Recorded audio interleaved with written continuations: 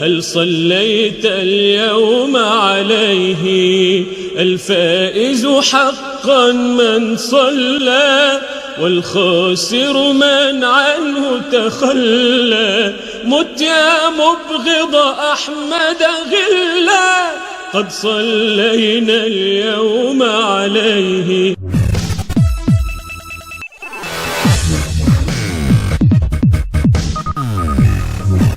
السلام عليكم ورحمة الله وبركاته. النهاردة هنعمل مع بعض أكلة شتوية بتدفي من أيام الرسول عليه أفضل الصلاة والسلام. وما تنسوش يصلوا على الحبيب المصطفى عليه أفضل الصلاة والسلام.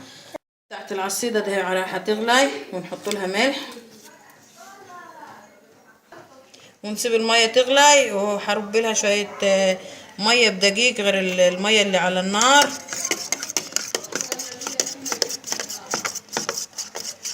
كل ما تحتاج دقيق هحط لها. وهي يا جماعه بعد ما ربيتي لازم ما تزغمتش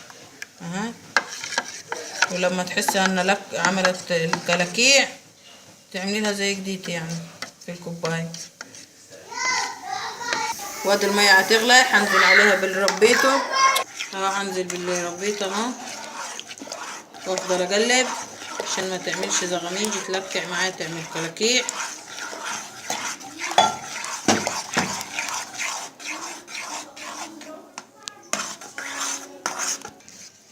وافضل اقلب زي كده لغايه ما تبقبق بقبقتين يعني.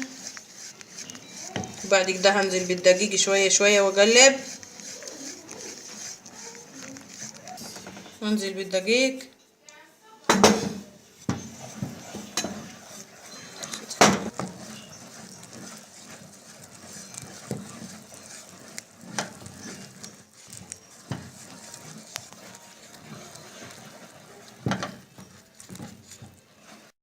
اهو. خلصنا على كده بعد ما خدت لها بقبقتين 3-4 وخلصت هاي العصيده. هغرفها في اطباق وهوريها لكم. وهو بعد ما خلصنا نحط لها السمنه البلدي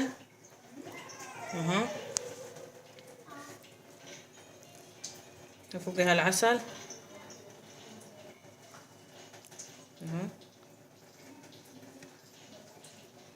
اهو وبالهنا والشفي. وان شاء الله لو كان عجبكم الفيديو ما تنسوش تعملوا اعجاب واشتراك في القناه. والسلام عليكم ورحمه الله وبركاته.